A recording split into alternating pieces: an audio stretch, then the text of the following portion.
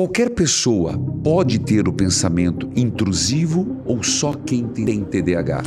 Não. Olha só, pensamento intrusivo não é nem típico do TDAH. Não? É típico do TOC, transtorno você tá obsessivo brincando. compulsivo. Sim. Normalmente, o quadro de TOC é um quadro que você tem os pensamentos obsessivos, que são sempre pensamentos de conteúdo negativo, que se repetem, independente da vontade da pessoa. E compulsão, que é o ato que esses pensamentos geram. Então, por exemplo, um paciente que tem pensamentos de que ele está sendo contaminado, ele vai ter a compulsão de limpeza, de desinfecção. Esse é o quadro clássico. O que é o pensamento intrusivo? É um pensamento de conteúdo ruim. Se não for ruim, não é intrusivo. É mantra, é pensamento positivo. Entendi. O intrusivo, ele é pensamento de conteúdo negativo, ruim, que se introduz na mente da gente sem que a gente consiga afastar e que se repete. E que se torna obsessivo. Isso é do TOC. Isso é do TOC.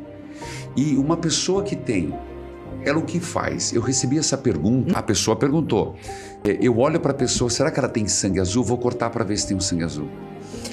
Olha, ou é um pensamento intrusivo e a pessoa tem desconforto em pensar aquilo, e aí não tem nada a ver com maldade, tem a ver com excesso de ansiedade mal canalizada, ou se isso é uma curiosidade que satisfaz, aí é uma coisa um pouquinho psicopática. Isso é um pensamento obsessivo, isso acontece em pessoas muito ansiosas.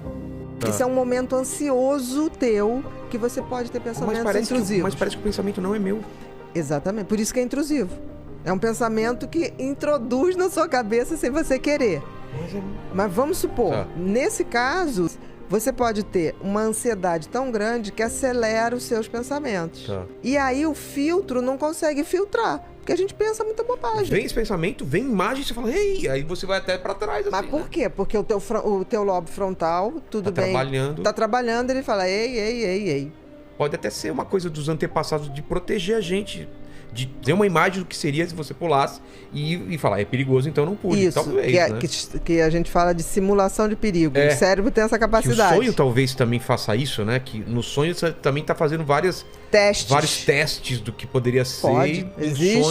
Em sonho existe em pensamento. Não tem uma hora que você fala assim, e se um dia acontecesse isso comigo? Pode ser que... frio, né? Exatamente. Pode ser que o cérebro tenha essa função de gerador de possibilidades. De possibilidades. Nossa, que fantástico isso. Que fantástico. Só que tem que, às vezes, esse gerador tá tão acelerado e o lobo frontal não consegue filtrar que te dá uma sensação. Pô, pra que eu pensei isso agora? Porque tem horas que você imagina isso racionalmente.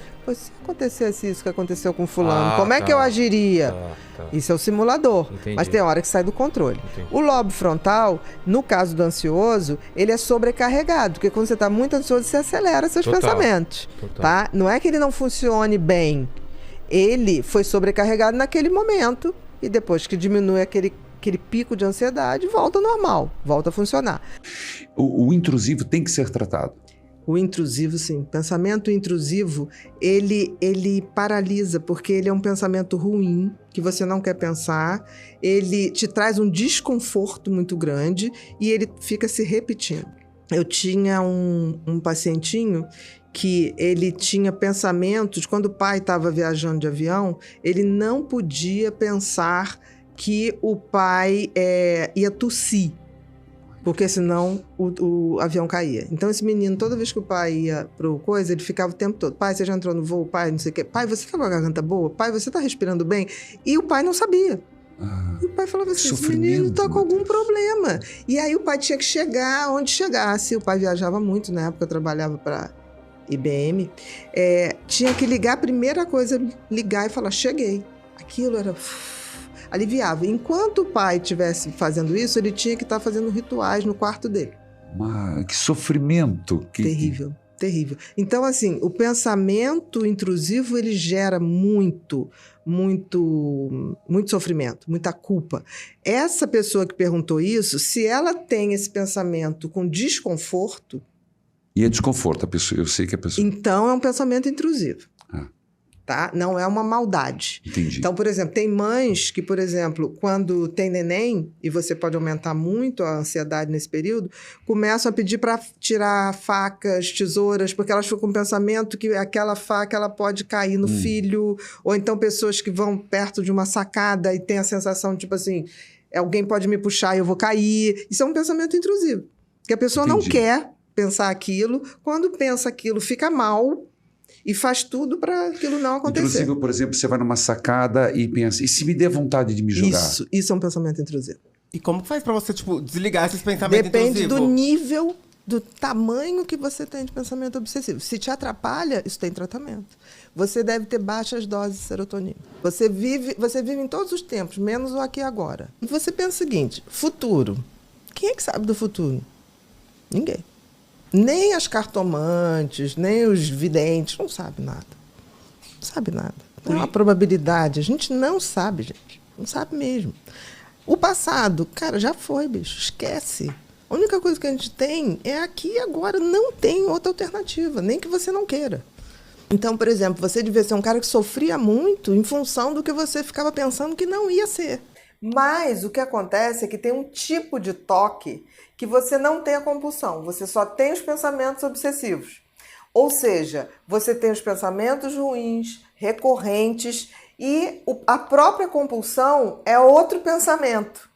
Não é que não tem a compulsão. Mas, por exemplo, eu posso ter um pensamento ruim de que algo pode atingir a minha família. Aí aquele pensamento fica se repetindo. O que essa pessoa faz? Ao invés de fazer uma ação, ela começa a fazer uma oração interna que eu não posso ver.